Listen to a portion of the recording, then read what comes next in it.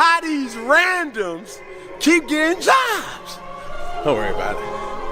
I'm going to say it. I can't wait to say it. I love it. I love it. Go.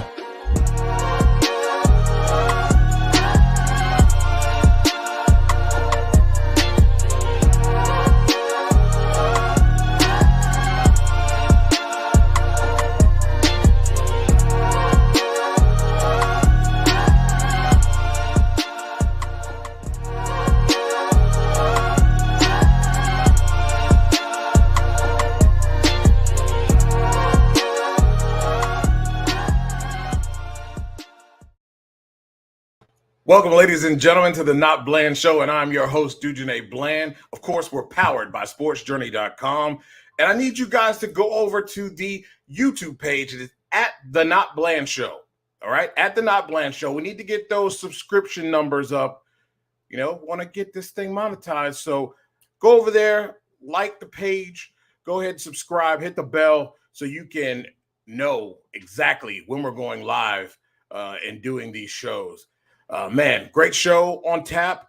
We're going to have the champ on to talk some wrestling. We're going to talk some NFL playoffs as we get into Week 18.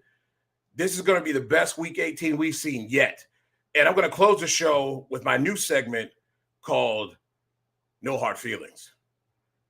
Well, let's get into it. Right now, we're going to go ahead and bring in our guy. He is one half of the True No Spots podcast. They call him the champ. It is my man Ken Washington. What's going on, brother? What's up, man? How you doing? New mic. Who this? Man, the mic is coming in clear. Yeah. It's a Christmas gift from my younger brother. So, and you can't see it, but it has such range on it. It's crazy, man. It's amazing. It's amazing. Sounds awesome, and it sounded great on y'all's watch along there for World's End. Yeah, World's End. What an interesting pay-per-view that was. It was. And I want to say what's up to my guy, Briar Starr. Thank you for the support. Always appreciate you, man. So let's get right into it. World's End was quite the pay-per-view. And I want to go right off the gate and talk about what we saw at the very end with Samoa Joe coming up as the winner of now your AEW World Champion. That was one heck of a match, and especially knowing coming into this match, it is well known that MJF is battling a pretty bad shoulder injury. Torn labrum. He's going to be out for a while. I think Joe's going to be a good champion. He's going to be a great champion. People don't understand. Samoa Joe has been in the wrestling industry for about 25 years. He's held world championships before. He's been a TNA world champion. He's been an ROH world champion. He didn't get a chance to technically be a world champion in WWE, though he held NXT's highest honor, which was the NXT championship 3 times. But I think that this shows that AEW has all the confidence in the world that Samoa Joe can be the face of that promotion as their world champion. And hats off to MJF setting a new record for the longest reign as an AEW world champion, holding that belt for well over a year, and creating such compelling storylines and having such really good matches during that reign. There was a lot of criticism on a lot of his title reign. I didn't see a problem with it. I thought his title reign was pretty damn good. And with the stories that he told, the promos that he had, the matches that he had, I thought he had a really, really good title reign for it to be a 365 plus day reign. It ended at 410 days. So that is a very, very good mark for him. And this gives him time to take time off, heal up that injury. There's 2 options. He can either rehab it so it can heal naturally, and he'll be back probably in like a couple of months, or he can go the surgical route and he'll be out for 6 months maximum. Right. And I think he should just take the time, whatever is best for him. I'm going to go right on the limb here. I know there's a lot of speculation on whether he has a contract or not. I believe he does have a contract. I believe AEW is doing the right thing here. It plays all into the story of what's going on here. And with that being said about a story, it's the devil. Adam Cole, baby. I said it well before. I had my suspicions, and here we are with this kind of hiding this contract deal, and will he or won't he be back? This is a really good layover for him to get healthy, kind of get this thing building, anticipation building, because when he does come back, there's going to be a major, major pop. I'm going to tell you something. I think this was the worst kept secret in wrestling of who the devil was, but they still pull off the reveal so wonderfully. It was. Regardless of the fact that it was pretty much a foregone conclusion it was going to be him, but they pulled off the reveal so well. But I think what was the surprise was who his associates were, being the Kingdom, Roderick Strong, and Wardlow. I think that's where the surprise really came in, that those were the guys that were working with him. So they pulled it off very well. It was a good shock way to end the pay-per-view, and it really lends itself to what could happen once MJF does finally return, once he gets that labrum injury fully healed.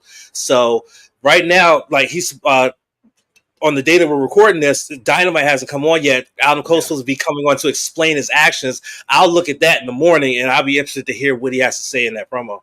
Me too. I'm very interested in that. It should be compelling. I think Adam's still probably a little ways out with that injury, but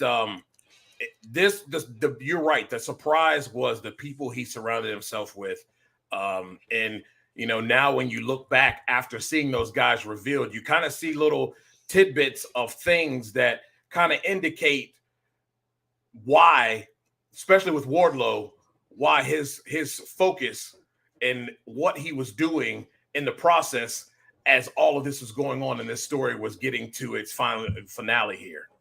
Yeah, absolutely. Like I said, they pulled it off very well, the reveal and everything like that. Like I said, I'm pretty sure a lot of very knowledgeable wrestling fans knew it was going to be Adam Cole, but the fact that they were able to pull it off the way that they did was very well done. And they did it the right way. They didn't have him interfere in the match, costing him the championship. Absolutely. They let Joe win it pretty much clean and then did the reveal, which was perfect. Right. I thought that was great too. To really come out and really, let everything play the way it needed to play. I don't think it gets any better than that. And, hats off to AEW for letting that thing come the way it did. The Christian Cage, Adam Copeland story. I'm so glad you're talking about this. Happy how this turned out. Yes. I think no one saw this coming, and it was at the moment I'm like, wow, he actually won it. And then we have this hiccup after Adam Copeland looks like he wins the title, and then all of a sudden there's a turn. Luchasaurus earlier in the day, or earlier in this thing, gets a contract to cash in on this title. And look at what we have here. I thought Luchasaurus was going to turn right then. But of course, Christian Cage signs. Christian Cage wins because Adam is down and out, and he retains and is still your TNT champion. How good was that? Dujane, you have no idea the type of criticism and vitriol that is online right now with this, how this played out. And I'm like, whoever's downing this or crapping on this has a small brain. This was such a big brain booking decision, in my opinion, because here's the deal, right? Yes, Adam Copeland wins the TNT championship. He don't need that championship. That man won the world title about 7-8 times. Right. What does he need the TNT championship for? He don't. So now what happens here now is that Luchasaurus, now known as Kill Switch, is now a wild card because you don't know which way he's going to go moving forward. Because he apparently, I think what's going to play out, Christian Cage is going to is probably holds something over him, which is why his loyalty is where it is. Right. But you know what I think is going to happen? Now I'm about to get big brain here. Jack Perry retained the copyright for Jungle Boy. This might be a way to reintroduce Jack Perry, get rid of that heel gimmick that he was kind of on, return to Jungle Boy, get Luchasaurus back, and reunite Jurassic Express against the patriarchy. I think that's the way they got to go with this. And I think that's the way they're going to go with this, is that you reunite Jurassic Express, they go up against the patriarchy of Nick Wayne and Christian Cage. Of course, Adam Copeland's going to be in the mix as well, but you know that the patriarchy will probably turn around and bring somebody into the fold to replace Killswitch and stuff like that, make it a 6-man thing, most likely at like Revolution or Double or Nothing or something like that. But it sets it up perfectly. It writes itself. Exactly. And trust me, I thought about this since World's End. Like, I'm like, this is it's just the perfect way to go. It keeps the storyline going because one great thing I like about AEW, they're all about long-term storytelling. They don't have us tell a story for like a month or two, have a blow off, and then move on to the next. No, they let it draw out as much as possible without getting too stale, and then boom, they hit you with it. And I think that's what they're going to do here when it comes to this Christian Cage, Adam Copeland, Killswitch storyline. I think that Jungle Boy Jack Perry is going to return as Jungle Boy, and he's going to bring his friend back to his fold. They're going to forgive each other, and then they're going to reunite as Jurassic Express, and they're going to go after patriarchy. Yeah, I like that, and I think that's on the cusp as well. The heel thing for Jungle Boy just wasn't. That's not who he is, and sometimes you got to know when to say when. And I think they see that. I like the way all this is playing out. Again, says a lot about Adam Copeland and his mindset, where he's at, and it's not an ego thing with him at all. How many guys of his stature are going to come into a production and come into a wrestling promotion and forego being some type of champion? Not very many. Not very many. I mean, again, it makes no sense for him to be the TNT champion, being a multi-time world champion, and he's a Hall of Famer. Like, he don't need a mid-card title like that. Everything about that played out so well to keep this storyline going. And I'm telling you, it's going to get interesting as the weeks keep going after this. Yeah, I agree. You, Andrew? My guy Andrew he likes the stogie. What you on today? Perdomo Lot 23. Oh, right now. He is a stogie connoisseur, by the way. He's all about those, and he executes on those pretty well. I bet. Always did meet a fellow aficionado and stuff like that. Now, how good is Julia Hart? Oh, DJ, I got to have you understand something. That girl is 22. You know what I was doing when I was 20? You know what I was doing when I was 22? Working at Hex. Okay. Working at Hex and going out to a lounge in DC enjoying cigars and drinks. That was what I was doing at 22. This girl is the 3rd TBS champion and is the youngest champion in the history of AEW. And I mean, her character work has just improved and gotten better and better and better. And then she has this feud going on with Abaddon. A lot of people didn't think it made sense, but I thought it made all the sense in the world to me. Right. You know what I'm saying? Yeah. It made all the sense in the world to me. And I really enjoyed the match. The match was really well done. Yes, Sky Blue did get involved because they have a little bit of alliance. So Sky Blue is not officially a part of the House of Black, at least to my knowledge, she's not. Yeah. They just have a little bit of an alliance, but everything worked out the way it should have. It should have been a no-brainer that Sky Blue was going to retain. She just won the title a month ago. There was no way they was going to drop that shit. They want. One thing about AEW is that they want their championships to not be hot potato. They want them to have pretty good lengthy reigns. The only championship that kind of got hot potato would be the TNT championship during towards the when the pandemic ended and they were able to leave Daly's place, that started the hot potato between like Scorpio Sky and Sammy Guevara. But after that, that TNT Championship hardly ever hot potato, except for maybe a couple instances here and there. But mostly, all the rest of their championships don't hot potato. You got to remember, the TBS Championship, this is only the third person to have it. And that championship has been in place for almost 2 years now. Yeah. And she's only their third champion. So that should show you how much they value that championship, as well as their other championships that they haven't even hit double digits in terms of champions yet. I think the TNT Championship hasn't even reached that yet. I don't know. I haven't looked. But she's doing such a great job, and she's really rising to the occasion at such a young age too, man. Like 22, a 22-year-old should not be this good in wrestling. Yeah, I she agree. is.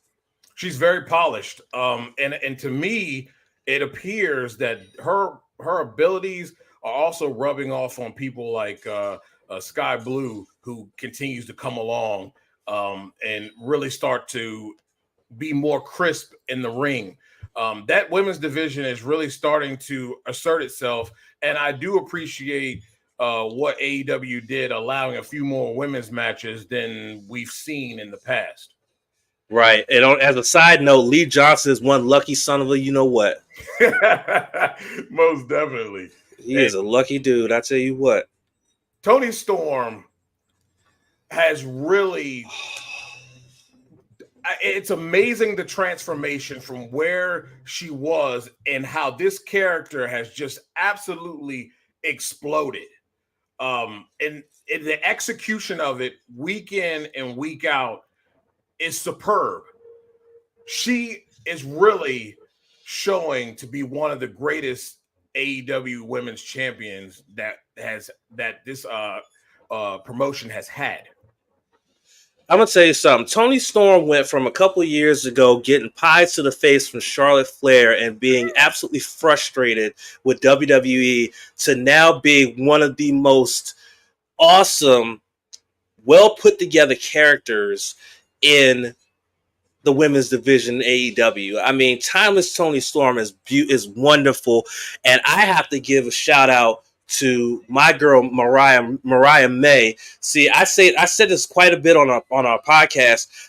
I got to meet and get pretty cool with Mariah May during the pandemic when she was streaming on Twitch, and got to play Among Us with her and just hang out with her and everything like that. She is an amazing, amazing individual. She actually was one of the people that spoke out during the Speaking Out movement way back in 2020, and the growth of her from where she was to where she is now. It's just amazing. I had tears of joy in my eyes when she debuted for AEW because I know what she's been through and where she's come from to where she is now. Before she even came to AEW, she spent a few months in Japan for Stardom, which is one of the biggest all women's wrestling promotions in the world, and she absolutely just killed it there. She won tag team gold there, and now she's there. But Timeless Toni Storm has been an absolute joy to watch, and I can't wait to see what else comes of this. Me too. I look at Rio, and I don't know whether it's that she just doesn't do anything for me in the ring, or it's just that we as the American audience don't fully understand the Japanese wrestler. Yeah, I think that's a good point to make, Dujane, that a lot of Western fans don't understand Japanese strong style. Only way you can understand Japanese strong style is if you watch promotions like New Japan, All Japan, Pro Wrestling Noah, Stardom, Tokyo Joshi Pro. If you watch those promotions on a regular basis like I do and like Sage does while we cover it on our podcast network, it is basically... It's a different style. It's a different sort of lifestyle with that kind of wrestling. So a lot of Western fans who don't particularly watch that style, they're not going to understand it, and they're not going to want to understand it and things like that. Sid told me the story a a few weeks ago of a guy that was on Twitter talking trash about, Lance Archer keeps getting in squash matches in AEW, and when Sif told him no, watch him in New Japan, he's actually not getting in squash matches. Homie didn't want to hear about it, and it's like, well, why are you complaining about Lance Archer's treatment in America, but not want to see what he's doing in Japan, where he's having these banger matchups? He had bangers in World Tag League, teaming with Alex Zayne, Monster Sauce. They almost made it to the semifinals of World Tag League. That's how good they were in that promotion. Yeah, I think people just don't understand, especially with AEW. They're not really tied to this promotion. They are allowed to go and do other things with other promotions, and those things aren't necessarily, if you're not really, fully delved in to wrestling, you really don't know about those things. And it pays to be more well-rounded and at least educate yourself a little bit. I want to talk about Swerve really quickly here. The job that this man did, him and Dustin Rhodes on the fly here, because of Keith Lee, who I was really looking forward to seeing this whole thing come together, was unable to wrestle because of injury.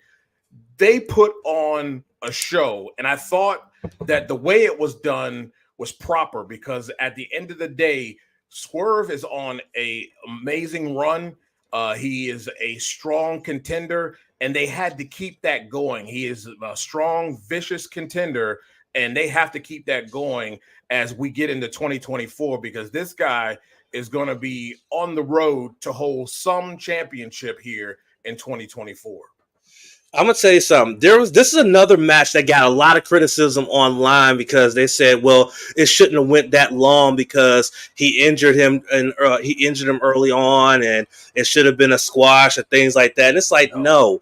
Dustin Rhodes is the type of veteran. He was gonna put Swerve over, but was gonna give him a match because he was expecting to have a match. He wasn't expecting to go in and just have a quick match against someone who's been in the game for a long time and then just move on. No, he went out there to perform, and he performed. And this is one of those matches. And me and Sage have this thing on our New Japan podcast.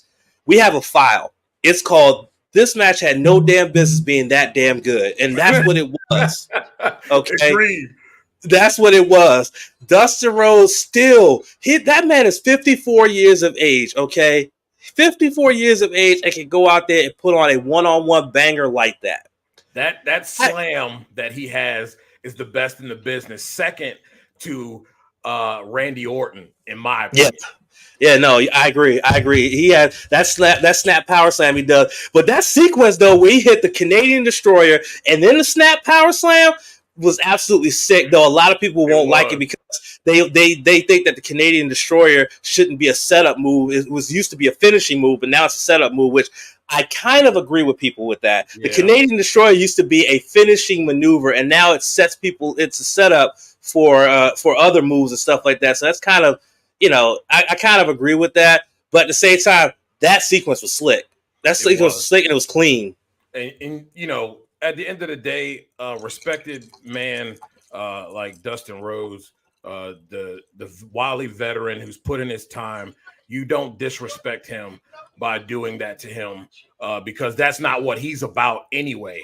And right. I applaud AEW for that, because we find many times in WWE, not to criticize, but to point out the fact that this happens on a regular basis a lot of times in WWE, where guys that have put in their work, who are veterans, who deserve at least some type of a match, go out and get squashed like they're nobodies. Yeah, absolutely. And WWE would have probably did that. They'd probably been like, oh crap, he can't do it. We're supposed to have this big old match. We got to get this guy. Boom. We're just gonna go with that. No.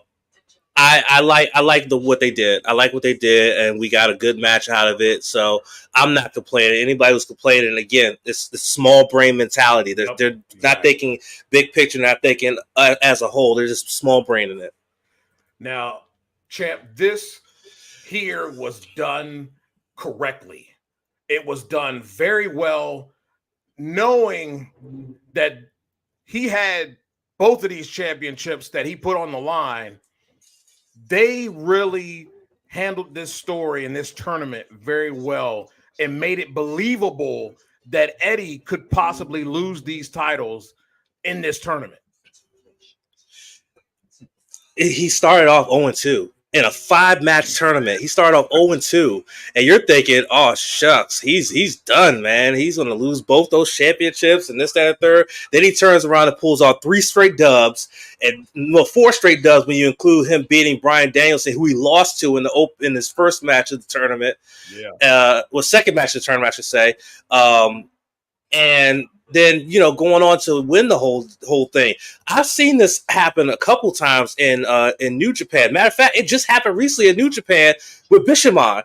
Bishamon started off their tournament I believe it was 0-2 or 0-3. Now their tournament was was about six or 7 matches. They started off 0-3. They won out all the way and won the whole tournament to become the first team to ever three-peat that tournament and become the first team to ever win that tournament as tag team champions. So it's like really, really, it's a great story to tell as long as you tell it correctly. Yes. And one thing about Eddie Kingston is that Eddie Kingston is a genuine article. What you see on that screen when he talks, that's him. He's not playing a character. That's him. Okay? He keeps it raw and he keeps it real. And I just think that he really deserves it. Eddie Kingston has had a really good 2023 outside of having to miss some time to repair a torn hernia injury. He's had a really good 2023. He won the Strong Openweight Championship in Corcoran Hall on night 2 of Independence Day, which he's a huge fan of Japanese wrestling. So for him to be in the mecca of Japanese wrestling and to win a championship was huge, beating Kenta to win it. And then going on to be a part of the premier heavyweight tournament in all of wrestling, the G1, and actually have a really good showing in the G1. And then to turn around and win the Ring of Honor World Championship in his hometown. And now, once again in his backyard, winning AEW's modern day Triple Crown. I think that that's a great cap off to what has been a very good 2023 for Eddie Kingston. My hope, and I read this online, my hope is that this goes to him continue to ascend. I don't want to see him descend. I want to see him continue to ascend. I want to see him on TV, or not weekly, but at least 3 times a month. I want to see him on TV. I want to see him defend those championships either separately or either individually or at the same time. I just want to make sure that he continues to ascend and get that push forward and don't pull him back or hold him back. Right, because he's worked hard for this. And nobody gives, I can say nobody gives more and puts it all out there on the line each and every time than Eddie Kingston, and nobody deserves this more than him. He was about to retire. He was about to retire in 2020 when the pandemic hit. He was about to retire. He got that opportunity at the TNT Championship during the pandemic era against Cody Rhodes, and he's been full steam ahead ever since. Yeah, I'm really happy for this guy. We're going to go over to some WWE, and I'm going to tell you, everybody knows how big of a fan I am of this guy. Boom. Yes, sir. He shows up on Raw, and I tell you, it was classic Rock. But at the end, he says something about sitting at the head of the table. Are we going to get I can say it verbatim what he said. He said he's hungry. He said The Rock is hungry. So I'm going to go out and get something to eat. But I got to ask a question, San Diego. Do I sit in a booth? Do I sit at the bar? Or do I sit at the head of the table? The moment he said that, I said, ooh, here we go. Also, Dujane, I don't know if you had a chance to look online. WWE posted a reels of Raw ring announcer Samantha Irving's reaction when The Rock's music played. Best shit you'll ever see on the internet. I need to find it. I tell you, I was I was very impressed. And what I will say about this, shout out to Triple H, because it was clear that they knew something was up. The audience knew something was up. And when Jinder Mahal came out, the air that was just let out of the building was classic. Man, it was classic. The disappointment in that crowd was palpable. Like they were like, "Ooh, I can't wait."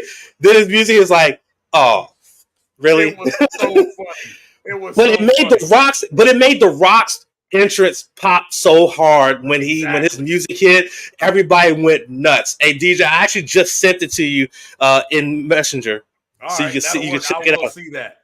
That is amazing, man. I'm telling you, I really hope we get what we want, because this is something I had talked about a year or so before, about this kind of transpiring here. Schedules hadn't really been able to kind of marry up either, but I wasn't sure that we would get this. But with this bloodline story continuing to go on, this is something that has to happen to keep it fresh. Yeah, absolutely. And then you got to think about it, though, is like the timing of this is going to be very interesting, because the new UFL is no longer the XFL or USFL. It's now the UFL, which is his baby, starts on March the 30th, which is the weekend before WrestleMania. So it'll be interesting to see if he's able to get the time he needs to be able to prepare for an in-ring return, things like that, because, they got all these moving pieces going with that. So it'll be interesting if this pulls off, but he wouldn't go out and say a line like that if they're not moving towards that match. There's just no way. He would have left that out and we would never have thought about it. There's no way he's going to say about eating at the head of the table if he was. And even Roman responded to it with a crying emoji on Twitter. I like it. With the laughing crying emoji. He was like, so they're going that route. But when is going to happen? Show up on SmackDown? The Rock? I don't know. Show up on SmackDown Friday? Who, Rock or Roman? Rock. I don't know, because the focus is going to be on who's going to be the next to challenge Roman at Royal Rumble between AJ, LA Knight, and Randy Orton. So I think the focus is going to be on that. I think Roman will address it? I don't know. I don't know if he'll address it or not.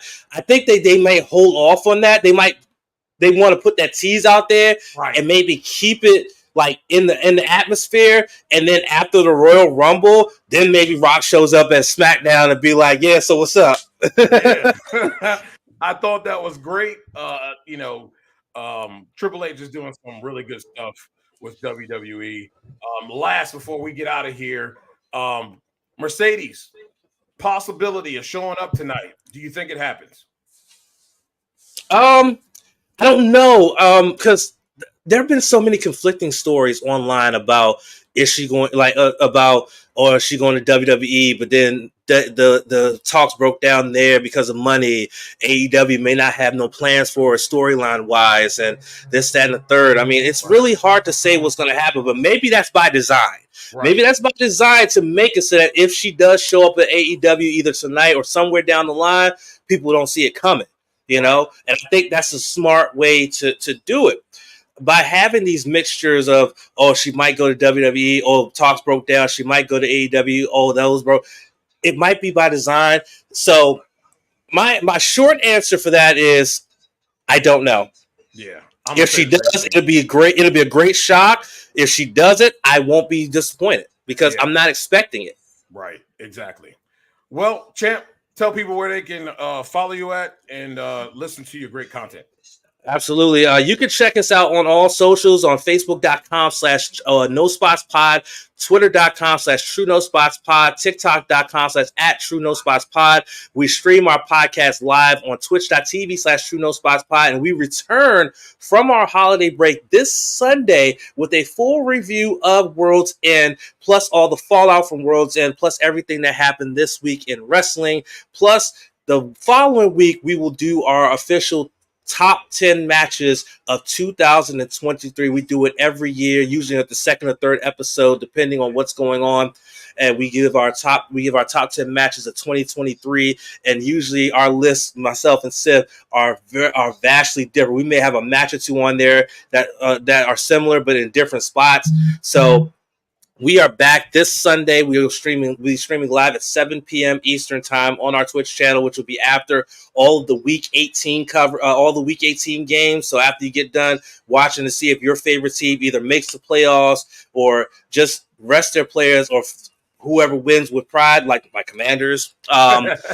You can check us out, and we talk wrestling for 2+ hours and things of that nature. But yeah.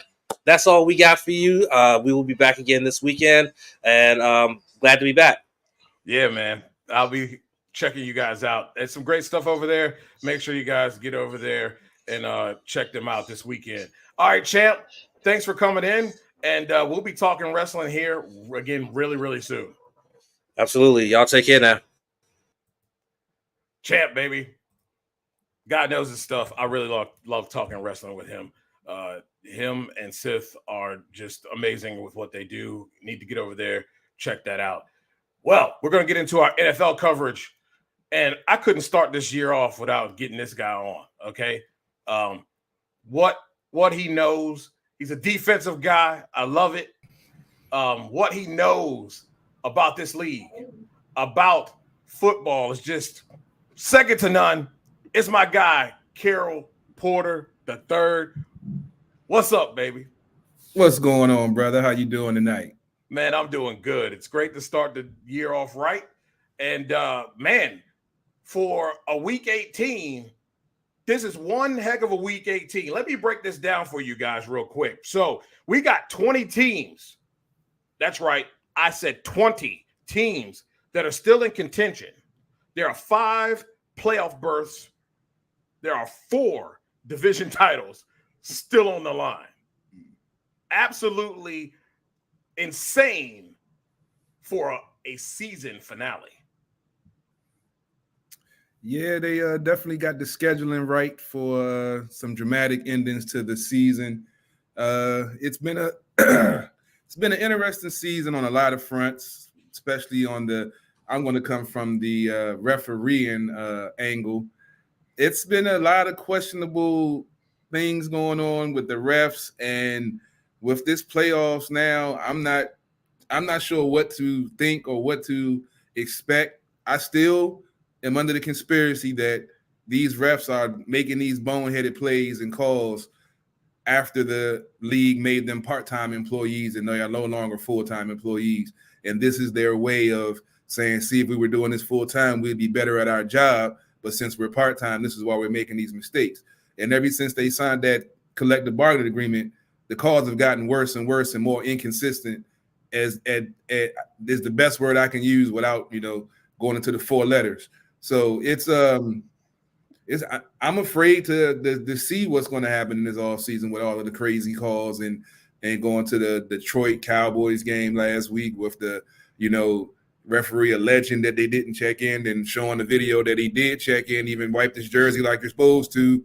And all of a sudden, it's a penalty. It gives me flashbacks to Terry McLaurin a couple of years ago when he checked to see if he was onside.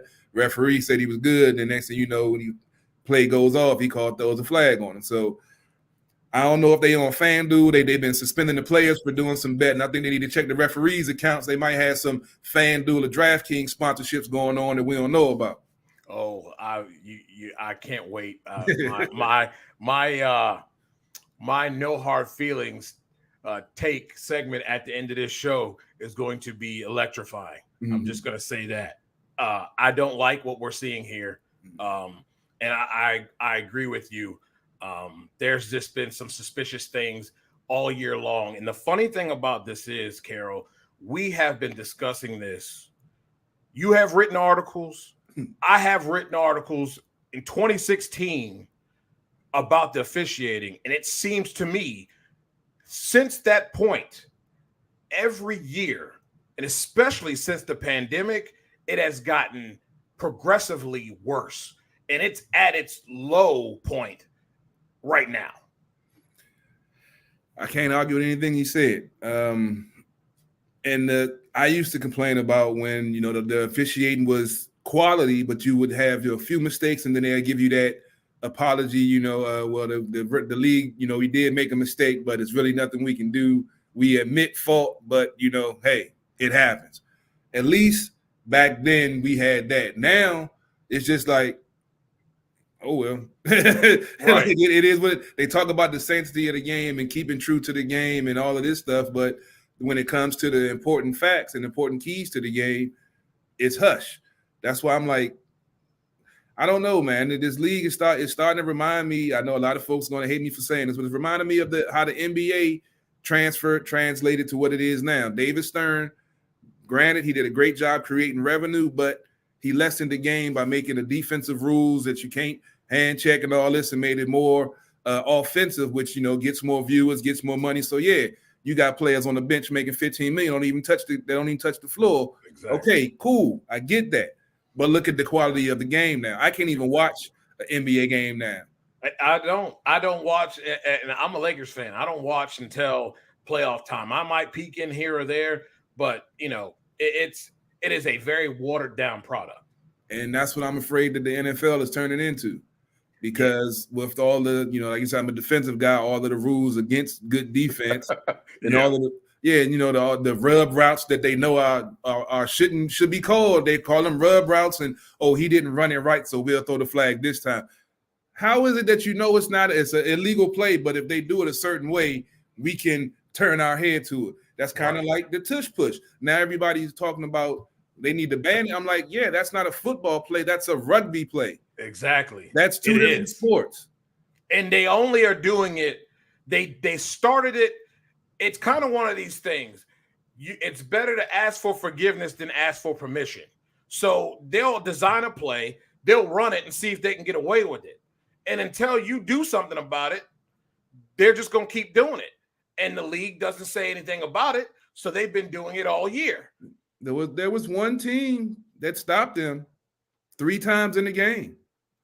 My good old Washington Commanders. Exactly. They might have lost the game, but they were effectively shut that play down on the goal line and on 4th and 1 3 times. Yep. So it can be done. It can be done. But when you have players just running up and pushing somebody in the back, that's not football. and yet we talk about health and safety. Oh, don't get me started on that with the kickoff rules.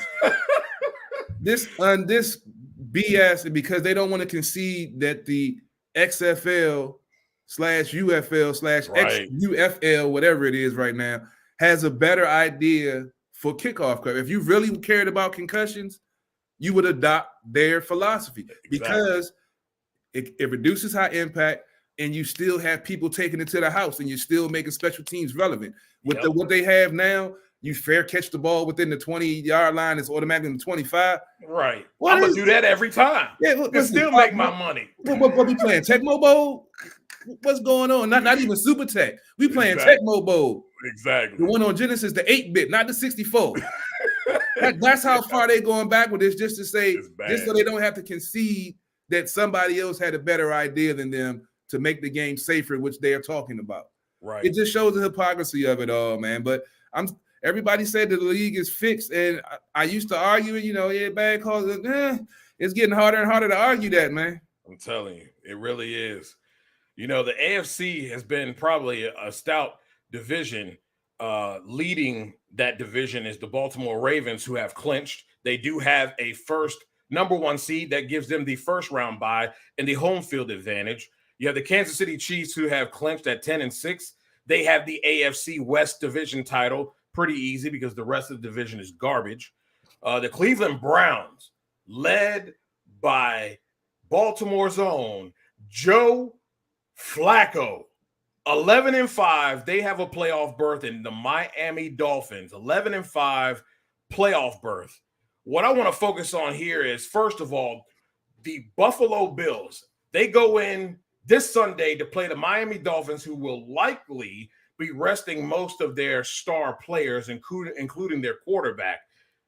What they have to do to be able to get this title, this AFC East division title, is to simply win. I see this happening because Miami, no way, shape, or form is going to risk getting any of their star players hurt, a la Tyreek Hill, Waddle, before the playoffs. Yeah, but it's a catch-22. You already lost last week. You got thumped. Right. And then you're going to rest your starters to keep them healthy for a playoff run you're hoping to make. Then they likely will get thumped if we're looking at what the track record says. Yeah, true. But then you're going to go in 2 losses in a row. Your starters having a week off, not being fresh, having doubt in their mind, going up a quality opponent in the playoffs. Yeah. That's not a good, in my mind, as an ex-defensive coordinator, that's not a good way to go into the game. Granted, I know everything else, but this goes back to one of the statements I made at the beginning of the season about not being sold on. I'm not putting the blame on Tua, but I'm saying not being sold on him.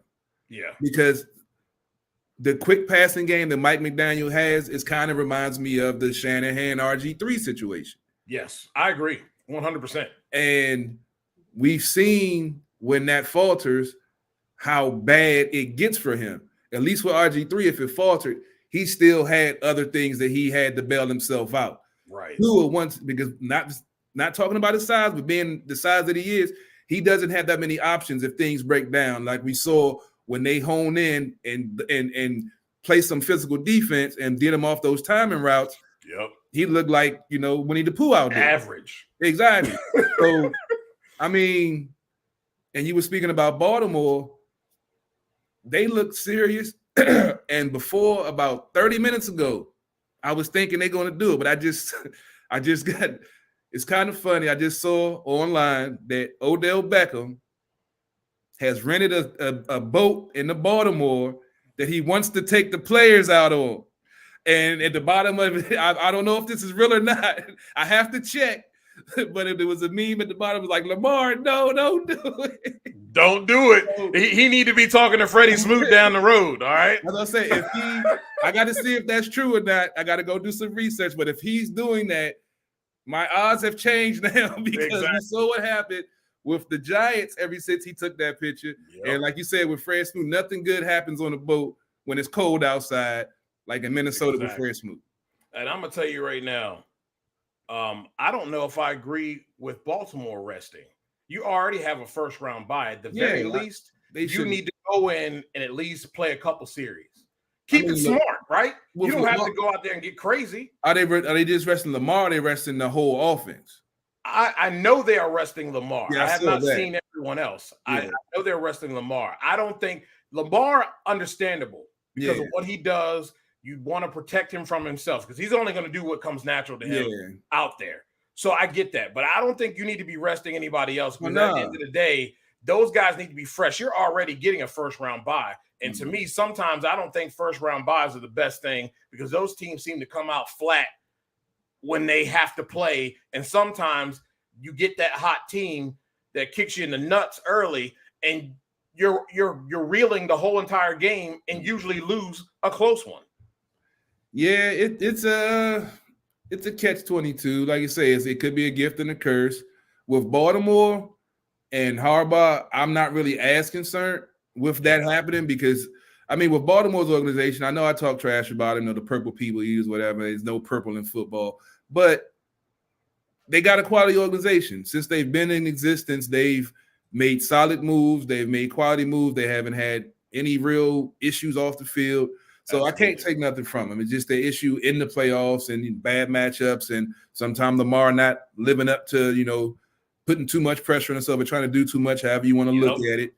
I think this is their time to make that run. The way they've played the last 3 weeks and the people they've played and the way they've beaten them, that was definitely some statements because they was re-showing the Miami-Baltimore game from last year on NFL Network and show how Miami kind of, put their foot up in their butt. And they put 56 on them. they were like, we remember 2022, damn it. So I think they're definitely poised for it. I agree. Houston right now is looking and can clinch the AFC South if they get a win over Jacksonville. I think that's a great matchup because I think Jacksonville they are spiraling out of control right now. The inconsistencies on offense, and I don't blame Trevor Lawrence 100%. I think we're seeing a lot of things that we see from the offensive coordinator in Washington, inconsistencies on sticking with the run, being too pass happy. And I also don't understand how is it we're in week 17 and we're still having trouble getting the ball to one of your best playmakers, I believe, when you can do it, is Calvin Ridley. Yeah, that's been a real mystery to me because, last year he, I didn't think it was a major pickup, but he definitely, came on the scene, made his presence known out there, that it wasn't just a Christian Kirk out there. He was out there too. But as you're talking about the offensive coordinators with Doug Peterson, that's his catch-22. When he's locked in, he's locked in. But when things aren't going right, he gets too pass happy trying to outthink the game instead of going with basics to try to get the momentum. Then you can start doing that fancy stuff, like you said with EB. So he's his own worst enemy. I was still shocked that Philly got rid of him as quickly as they did. Yeah, me too. It turned out in their favor, even though I can't stand their coach now, and I love the way they got their butt beat the last couple of weeks and the look on his face, that was priceless. But I got that wrong. They don't play Jacksonville. They play Indy, which is a tough matchup because I think Indy is a team that just doesn't have anything to lose. They've been playing quite well, even though they're 9-7 as well. And nobody really, after losing Richardson, would have seen that coming. Yeah, that defense. I do think that's a tough matchup there for them. Jacksonville plays Tennessee. Should be a walk in the park, but we've seen them. Tennessee.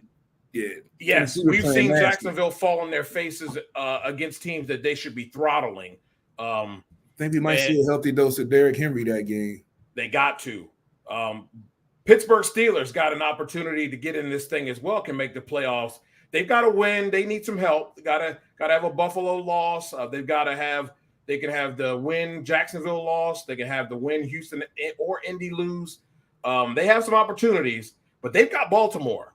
And I know Lamar's not playing, but Hundley ain't no joke. Yeah, okay? Hundley's nice. Hundley's nice. He is a very formidable quarterback with the weapons that they have, and I don't see Baltimore trying to, let their foot off the pedal. They're going to have to go out and earn this.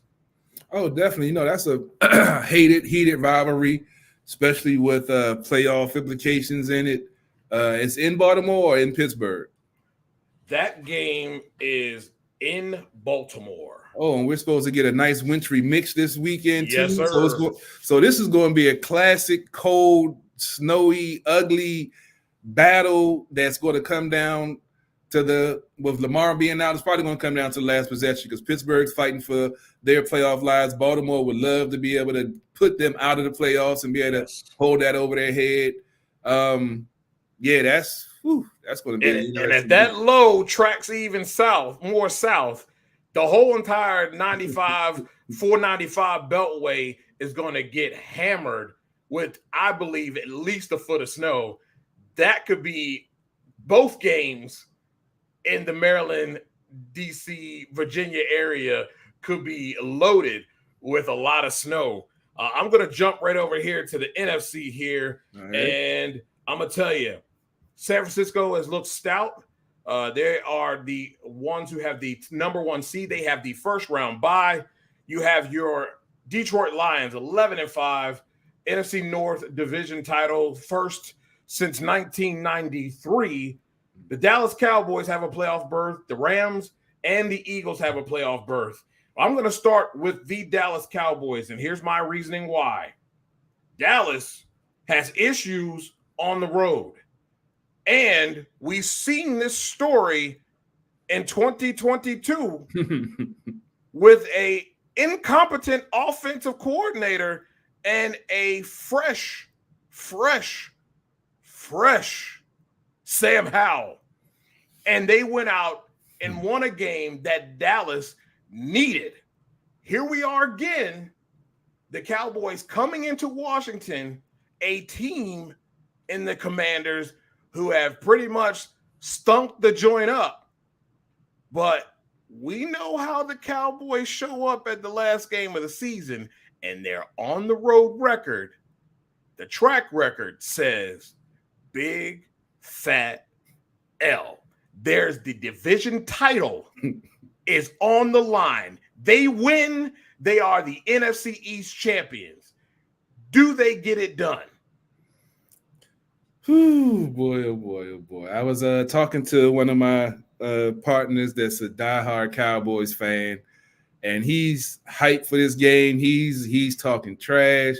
He's like, he's like, we're gonna put it on him. It's gonna be, I was telling we've lost, Dak didn't had our number, y'all find a way to win. I brought up last year's game. He's like, oh, that was I'm like, all right, I'm like, any given Sunday, right, end of the year, we're gonna see. I like, they played tough last week to the 49ers. It was closer at halftime. I figured they wasn't gonna be able to hold on. Lost by 17. Didn't surprise me, but they did show fight. They did, and the secondary is what surprised me, with having all of those folks out there with the young guys. Christian Holmes, unfortunately, the concussion again. That's what hurt him in the first season. I felt like when we drafted him and I looked at the tape on him, I felt like he would be a quality back, defensive back. But concussions, like we were just talking about, it happens. And that play, luckily, it was, haven't heard anything else because it had, remnants of the DeMar Hamlin situation. Yes, yeah, that was wild. Yeah, because I was watching it. It was even more freakier because he didn't even hit anybody. It was no contact. No. He went to hug Trent. They laughed and joked, and then all of a sudden, boom, he just falls. So, yeah, it's crazy that, you see the flashes of what he can do, but unfortunately, we've had this happen before. The players can't stay healthy and, stay on the field. It's a physical game, high impact, and, this is one of the consequences of it. Just if it becomes an issue, then, he's going to have to look at his career, because you want to have all your mental faculties when you get older. You don't want to, have to worry about your family, talking about getting an autopsy, talking about PTE and seeing that was the cause of it. Right. So, and then who else was out there that was balling on that secondary? I mean, I ain't going to break down the whole game. Like I said, it was a loss, but I was impressed with the secondary. EB in the first half, good, very good. I was wondering where this dude been all season, and then running the ball very well. Yeah, then second half, I remember why we were where we were. I mean, last week you had Rodriguez out there averaging 7 yards a carry, but he only touched the ball 9 times. So yeah, it's maddening. It's frustrating, and that's why this offseason for this team is going to be so interesting. I can't wait to see what plan Josh and Magic have, because if they don't get this right this offseason, it's going to set this franchise back a decade. Yeah, if not more. It's very important that they land very competent GM that can pick the right head coach. I hear a lot of talk of people inside the building understanding that analytics is a thing, and we see the teams that have had success hiring coaches of that magnitude. I've heard, as far as Josh Harris looking at modeling his team after the team up the road. I'll even throw in the Philadelphia Eagles. I'll throw in the San Francisco 49ers. Quality organizations. You have to find guys that come from those trees. It is very important that they get this right. I'm going to say this for Dallas fans. Proceed with caution. This thing could go either way. If Dallas is what they were at home, and if this team is what it is, they should beat them hands down. But the fact of the matter is, you can't trust who they are on the road. They play down to their opponents. They make mistakes on the offensive line, constantly false starting. Sometimes it feels like Mark McCarthy gets away from what he does best as well on the road. So Washington has nothing to lose. But the question is, what is EB going to do at home? And that's been the caveat. I thought they could have won last week. I know fans probably are excited that they did not, because they don't ruin their draft position. But I felt they could have won last week running the football a lot better. And he comes out in the second half and he goes Kellen Moore on us.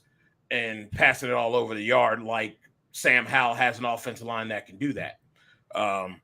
So I say proceed with caution, Cowboys fans. I don't know what you're going to get. And if the weather is what it is, I'm leaning more towards Washington because you guys, and I've had my guy Sergio Rodriguez on this show, you guys are great on turf. It's a track meet. You guys always win on turf. But when it comes down to natural grass, it's been proven. You guys don't play very well, and you're not nearly as fast. And if you're talking about weather, it's going to be a problem. Yeah, that's definitely going to be an X factor. What's crazy in this NFC South, the Atlanta Falcons actually have an opportunity to clinch the NFC South at 7-9 if they win this weekend, but they need Tampa Bay to lose. Tampa is going to be playing the Carolina Panthers. Oh, wow. Look, weirder things have happened since week 16 onward. Losing teams have won, and winning teams who should be winning have lost. It is not out of the realm of possibility that the Carolina Panthers at Carolina managed to squeak one out over the Tampa Bay Buccaneers. Do you see this being a possibility? Tampa did lose last week to a team they shouldn't have lost to. I'm coming from it from a different angle. I'm just thinking about what Heineke starting the quarterback. If Atlanta wins the division, the Commanders fan base is going to implode. There's going to be so many Heineke fans. There's going to be like, see, we'd have kept it. We'd have been in the playoff. Oh man, I'm gonna just sit back and grab my popcorn, bro. So I'm kind of rooting for Carolina to win, just so I can have something to watch next week with all the fans going crazy and heads exploding. So I mean, that division it reminds us of the NFC East when we won a division. Yep. So I mean, Tampa, I don't know what's going on with them. Their defense was lights out. It's been slipping lately. New Orleans with Derek Carr, been inconsistent as he is, which the team goes as the quarterback goes. With Atlanta, like I say, Heineke's the X factor. Last week I was watching, they were down big, but then they were down, I think, 14. He throws a screen pass to the running back. He takes it to the house. They're back in the game, or they hyped up, ready to go. They still lost, but he has that grit and has that will. And Carolina, like any given Sunday, anything can happen, man. They can mess around and throw Tampa off and come out there hype and we going out with 3 wins instead of 2. Who knows? You know what I'm saying? So it's the last day. I can say the schedule makers did a hell of a job. That's what I'm trying to think. With the scripting and some of the calls and the way the games then went. Starting, and you were talking wrestling before. I don't know. Like I call wrestling a violent soap opera. I'm just saying. Yep. I mean, they're not allowing fans to not think that this is an issue. Exactly. So I don't know. I mean, they listed. I'm gonna drop this nugget and leave it at that. That's why the NFL is listed as a recreational sport. If you go look it up, under the bylaws, it's listed as a recreational sport. So just like wrestling is sports entertainment, right? I'm just saying, I'm not a conspiracy guy, but let's say if I go on FanDuel for playoffs, I'm gonna bet the opposite of what I really would, because that's probably my best bet the way my season went. You got that right, brother. I don't even want to talk about it. I'm gonna hit you with this last one. All right. The Philadelphia Eagles go into MetLife Stadium to play the New York Giants at 4:25 on CBS. The Philadelphia Eagles have been doing the electric slide, and I ain't talking about the good one. No. They have been reeling week after week. I can't blame Sirianni. I've been saying for weeks that Jalen Hurts is not 100%. But when your defense at times just completely evaporates, you kind of got to look at coaching a little bit as well. This is for the NFC East title. Now, again, ladies and gentlemen, Philly must win but Dallas must lose or tie. Either way, Philly can tie and Dallas lose. But the fact of the matter is, the all common denominator is Dallas must lose. And that chance is not really a 50-50 chance for Dallas with the way the Commanders have been playing. But it ain't no guarantee that this Philadelphia Eagles team is going to go into a sloppy MetLife Stadium and actually win against a Giants team that's playing with nothing to lose and have been playing quite scrappy with a guy between the guys of DeVito and God dang it, what's his name? I don't know. Dabo. I can't stand either one. I forget the other journeyman quarterback they have. Somebody put it out there. Tyrod Taylor. They've been winning. So you think this is a possibility of another loss the way things have been going for Philadelphia? Either way, their chances of winning the division is very slim, given the matchup that this Dallas Cowboys team has. Yeah, with Philly, I said way back that they weren't as good as their record was when they were undefeated, because the tackles pull out early every play, they don't call it. The tush push we talk about. Yep. Jalen was doing his thing, but like I said, he's taking some bumps and bruises, so he's not 100%. But I was talking about their secondary way back because they were getting away with a lot of holding, grabbing, and illegal contact that they weren't calling. Mm-hmm. And now the offenses are learning, and I hope our Commanders take note that when they foul you, fall, act. The only sport that has an embellishment penalty is hockey. They flop in basketball, but that's allegedly they have one in the NBA, but we still see the Vlade Divac acting deal. Exactly. So you got to sell it. And now other teams are doing that, and they're having to call because they've been getting away with it all season, and now they're being exposed because I don't know why their front isn't getting the pressure they should be getting. I don't know what's going on. They're not my team. I'm going to talk about my team. Right. But this is definitely – they're not, like I think somebody told me that the NFC East champion hasn't repeated back to the Super Bowl in over 50 years. I don't know why that is, but we always beat up on ourselves. It makes it harder to get to that thing. And I'm thinking that's what it is. And the wear and tear of the season and the division and the flaws in their team that was supposed to be Super Bowl bound is being exposed, just like we're seeing with Kansas City. Yes. So, I mean, you can't be on top every year. They're going to fall off, and other teams are going to get better. There's parity in the league. Like you say, 20 teams have a chance to make the playoffs. I don't know when the last time we had that many teams in the last week of the season with a chance to make the playoffs.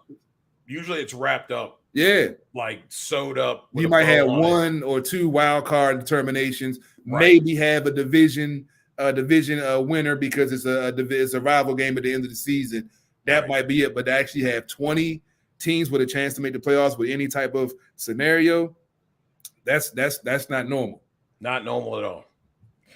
Well, Carol, let us know where we can find you at and what you got going on.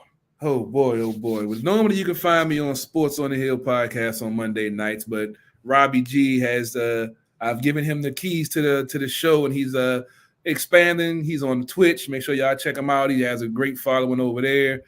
You can find me still on my YouTube channel, Carol E. Porter III. I've pivoted from the daily sports activities. As you see, I have financial engineer and sports analyst.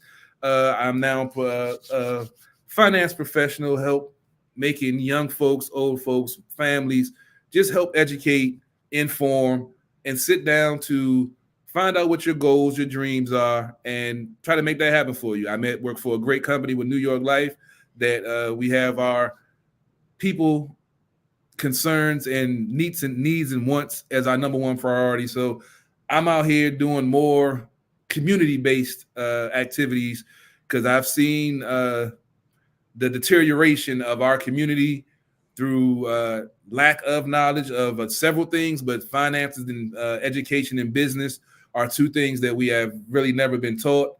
And now that I've been able to learn some key things that can help our people, the people that want to be helped, that want to help their kids and create that generational wealth that we see other cultures be able to pass along, I'm anxious and willing to sit and meet with anyone. There's no fee, no obligation. Just sit down, let's talk, and figure out what we can do to make your dreams happen. Because right now I'm in a beautiful place where I love what I do. I love where I am in life. It was a crazy, you've been there, dude. The last 5-6 years of my life has been a tragic soap opera, not a violent soap opera. But it's been a lot of stuff that I had to learn. I had to humble myself. I had some lessons that I thought I knew that I had to relearn and had to retrain myself and change my thought process. And by doing that, I've reached a point of joy that I never thought that I could reach.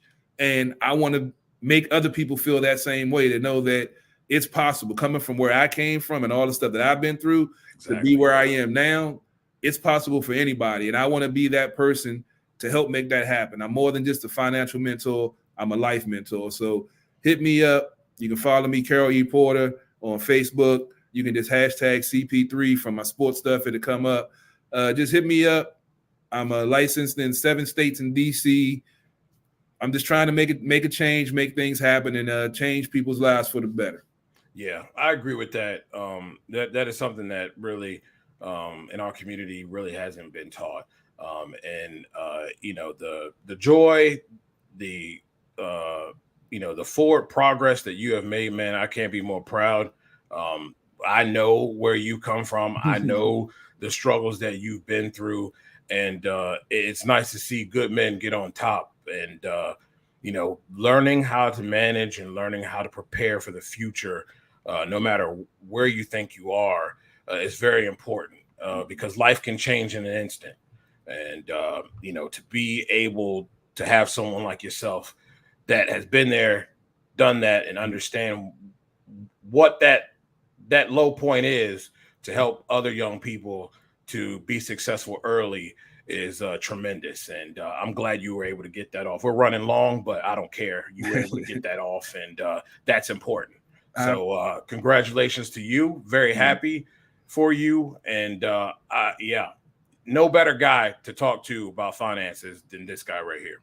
Hey, man, I appreciate it. You told you've been a key instrument in my whole transition from 13 years ago when I first started writing to doing a podcast, to my transformation into now. You've always been an advocate. You've always been in my corner. You always had my back. You always helped me out whatever way you can. And like I say, when I'm working on one book now, but when my true book comes out, my memoirs, you gotta roll in that book, man, because everything that I've been through, you've always been someone I could reach out to just to talk, just to shoot the shit or talk sports and reach out for the show. You had no problem doing it. You still doing the show now, with even that I'm not on it. So I mean, that just goes to show what type of dude you are. And gotta get you up here. We gotta link up sooner or later. We are. Yeah, it's gonna happen in 2024. Trust me, it's gonna happen this year. We're gonna link up. But yes, sir. Like I said, I'm proud of what you're doing. You holding it down, doing your thing, finding your own lane. Doing things that other folks probably said you couldn't do. And I know that your catalyst is just like mine. You tell me I can't do it, I'm gonna go do it 10 times better, and then come and throw it in your face and tell you how you like me now. Exactly. And my thing is Lake gave to me. I was just a guy on YouTube doing a show, sent it over, and to have so many people that I had searched and tried to get contact with, he actually took the phone call and listened. And I've learned a lot from my brother, and my mentality has always been from my father is you give back, and so is Lake is the same way. So I got here with no degree. The least I can do is reach back and help others, and that's just my motto. So it's just who I am, who I'm ingrained to be. So and others get to prosper and profit off of that, and that's great, because I want everybody to win. So I'm glad to see you winning, my brother. Appreciate that, brother. And I want to do the same thing for other folks. So hit me up. We definitely could talk and see what we can do and make happen for you also. All right, brother. Until next time. Yes, sir, man. Happy New Year and catch you next time. Thanks, brother. Man, he does such great work. And the show is awesome that they have. You'll catch me over there on Mondays. I think the next one is this upcoming Monday. I will have that reposted on my Facebook and Twitter. So you guys can come over and listen to me talk over there. Well, we're going to wrap this thing up with my segment. And thanks, Mom. I appreciate it. Thanks for watching. Love you too, Mama. We're going to go to my segment, No Hard Feelings. Well, this past Sunday with the Cowboys and Lions, we had an egregious call alleging that offensive lineman did not report. And if you're not aware, when you are having a lineman that could potentially be a pass catcher, he has to report as eligible. They throw a flag on the 2-point conversion. That was successful, saying that it was illegal touching. Yet video evidence over and over again shows not only Jared Goff telling his offensive line player to report, he goes over and two offensive linemen make sure that they report. Well, the NFL likes to talk about integrity. And really, when you talk about integrity and you want your organizations as your teams to be and uphold the integrity of the game, you want the coaches to uphold and have integrity of the game. And then we have these egregious calls that happen and have been happening all season long that cost people games, and yet you have nothing to say about it.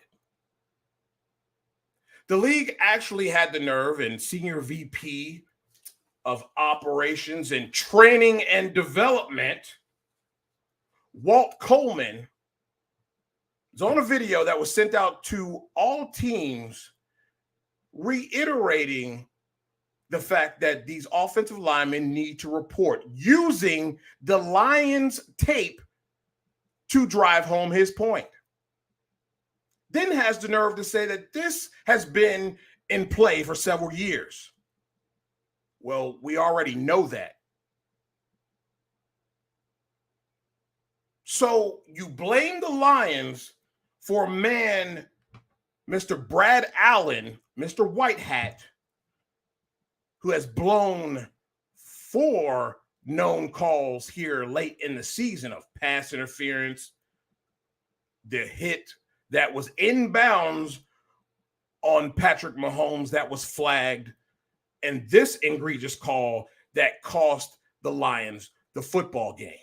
And yet, Mr. Roger Goodell sits back and has the nerve and the gall to praise the officiating in the league, saying it's the best it's ever been. That's hogwash. And it's irresponsible. See, Roger Goodell runs around like a politician, running his mouth, spitting lies, telling teams that they must uphold the integrity of the game. Players must uphold the integrity of the game. Yet your integrity keepers, called referees, are not held to uphold the integrity of the game. See, Brad Allen should not be working this week. Oh, yeah. He's working the Pittsburgh game, nationally televised. Yeah. He's working this week. See, if we make a mistake like that in our job that is that egregious, we're probably going to get suspended or fired. The bottom line is this. The NFL must address this issue. As you heard Carol talk about, this league is starting to become the WWE. Is it scripted? Because it's funny how Vegas always seems to win. teams who shouldn't be covering seem to cover. See, there's a lot of talking heads, a lot of people have come up with solutions for this problem. And I'm not the one to say that everybody in the officiating crew should be full-time referees. But at least the head man should. Because he should be the head integrity keeper, right? He should be the guy that is control of his crew, able to sit up in the skybox and be the eye in the sky. When something is not called correctly, they have all these different angles to be able to do that and correct that call. To be honest with you, New York watches all of these games, and they have the ability to call in and to change and rectify these egregious and piss-poor calls. But hey, why should we care? Just like politicians that make a lot of money. They don't have any idea about the average person. And it seems like the NFL's brass, the Shield, doesn't have any idea and care about the fans who spend the money to come and watch these teams play. See, addressing the problem would mean that these individuals would be held accountable. Accountable. And the NFL, year after year after year, shows that they're not in the business of holding themselves accountable. Only the teams and its players. But hey, no hard feelings, Detroit. It's just one game. Well, thank you guys for watching this show. It's tremendous to have the participation that we have. Man, again, I tell you, go over to our YouTube page at the NotBland Show and subscribe, hit the bell so you can get these notifications when we go live. Well, I'm looking forward to January and February because you know what it is? We're getting close to smelling nitro. The pro race is coming in February. The objective? To get some of these drivers and teams and crewmen on to talk about their preparation for this particular pro race.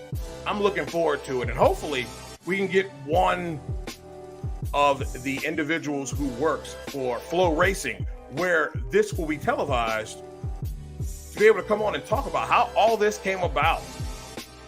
It's really exciting for drag racing. Enjoy your weekend. Football is going to be incredible with all these teams that are in contention for playoff berths.